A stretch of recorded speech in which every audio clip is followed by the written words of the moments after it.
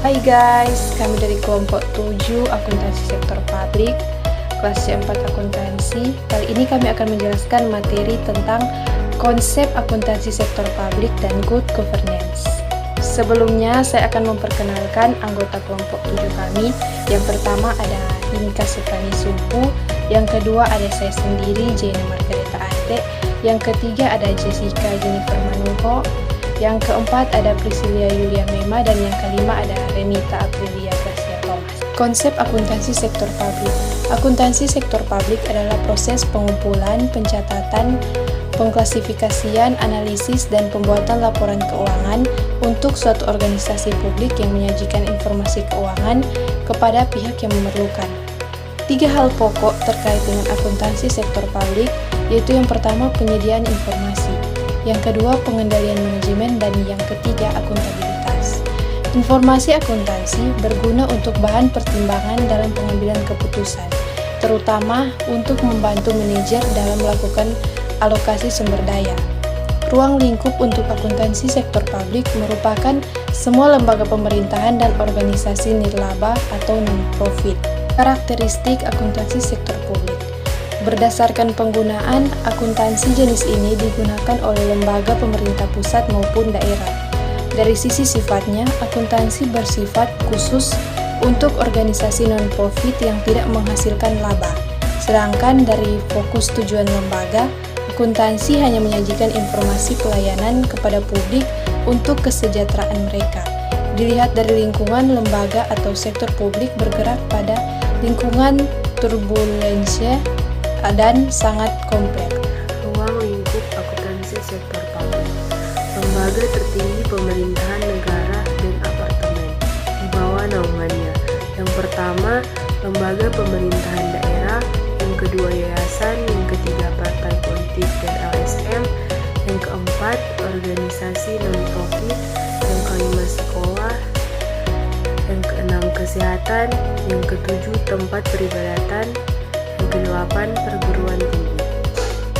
Ruang lingkup di atas tersebut dibedakan atas dua jenis, yakni akuntansi pemerintah.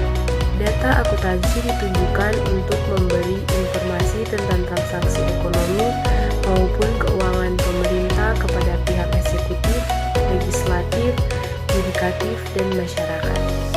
Akuntansi sosial masuk dalam lingkup akuntansi khusus yang diterapkan pada lembaga seperti makro yang melayani perekonomian nasional. Akuntansi sosial menjadi akuntansi yang digunakan dalam pencatatan peristiwa ekonomi dalam sebuah organisasi non-profit atau nirlaba. Misalnya, partai politik, tempat ibadah, instansi pendidikan dan kesehatan, serta lembaga masyarakat lainnya. Berikut beberapa praktik akuntansi sektor publik di Indonesia. Pertama, ada praktik pertanggungjawaban, yaitu apabila pemenuhan otorisasi dari DPR atau DPRD atau komisaris sudah terpenuhi, maka kebijakan pembayaran dan penghasilan dari pusat organisasi sektor publik bisa terlaksana. Biasanya, cara pemberian otorisasi ini dilakukan dengan cara demokrasi melalui pengambilan suara. Kedua, ada prinsip bruto, yakni semua penghasilan yang terbayar oleh bruto dibebankan menjadi pengurang pendapatan dan harus membuat laporan yang lengkap ke pusat pertanggungjawaban terkait. Ketiga, ada periodikal. Yang dimaksud dalam praktik periodikal adalah semua transaksi pengeluaran harus dipertanggungjawabkan pada setiap periode. Oleh karena itu, otorisasi pengeluaran dinilai berdasarkan prestasi pada suatu periode tertentu. Jika ternyata ada kelebihan dana yang digunakan dalam transaksi pengeluaran, maka lembaga atau organisasi itu wajib mengembalikannya ke manajemen pusat. Keempat, ada spesifikasi, yakni apabila ada transaksi pengeluaran untuk tujuan khusus, maka transaksi pengeluaran tersebut harus berdasarkan persetujuan DPR atau DPRD atau komisaris. Hal ini disebut dengan konsep by exception atau pengecualian. Konsep ini harus mengacu pada aturan yang sudah diatur oleh lembaga masing-masing, tapi tidak boleh mengabaikan tingkat prestasi organisasi tersebut. Good governance. Good governance pada dasarnya merupakan suatu konsep pemerintahan yang membangun serta menerapkan prinsip profesionalitas, demokrasi, transparansi, efisiensi, akuntabilitas, efektivitas, pelayanan prima, serta bisa diterima oleh seluruh masyarakat. Nah, 3 pilar good governance adalah pemerintah, masyarakat, dan pengusaha. Prinsip-prinsip good governance. Yang pertama ada akuntabilitas, di mana para pengambil keputusan dalam organisasi sektor publik atau pemerintah, swasta, dan masyarakat madani memiliki pertanggungjawaban atau akuntabilitas kepada publik, sebagaimana halnya kepada para pemilik atau stakeholders. Berikutnya ada transparansi, di mana harus dibangun dalam kerangka kebebasan aliran informasi, berbagai proses, kelembagaan, dan informasi harus dapat diakses secara bebas oleh mereka yang membutuhkannya. Nah, berikut ada keterbukaan. Adanya keterbukaan informasi publik merupakan bentuk pelaksanaan tata kelola pemerintahan yang baik atau good governance dan mencegah adanya segala bentuk kolusi, korupsi, atau nepotisme. Selanjutnya ada aturan hukum. Kerangka aturan hukum dan perundang-undangan haruslah berkeadilan, ditegakkan, dan dipatuhi secara utuh, terutama aturan hukum tentang hak-hak asasi manusia. Tujuan good governance. Penerapan kebijakan pemerintah yang baik di Indonesia diketahui didasarkan pada Permenpan nomor per 15 per M PAN per 7 per 2008 tentang pedoman umum reformasi birokrasi Menteri Negara Pendayagunaan Aparatur Negara. 1. Terciptanya birokrasi yang bersih. 2. Terciptanya birokrasi yang bekerja secara efisien. 3. Membangun birokrasi yang bekerja transparan. 4. Menciptakan birokrasi yang melayani masyarakat. 5. Menciptakan birokrasi yang akuntabel. Ciri-ciri good governance. Pertama, sumber daya yang tersedia atau dimiliki mampu dimanfaatkan secara efektif dan efisien untuk mendukung kebutuhan masyarakat luas.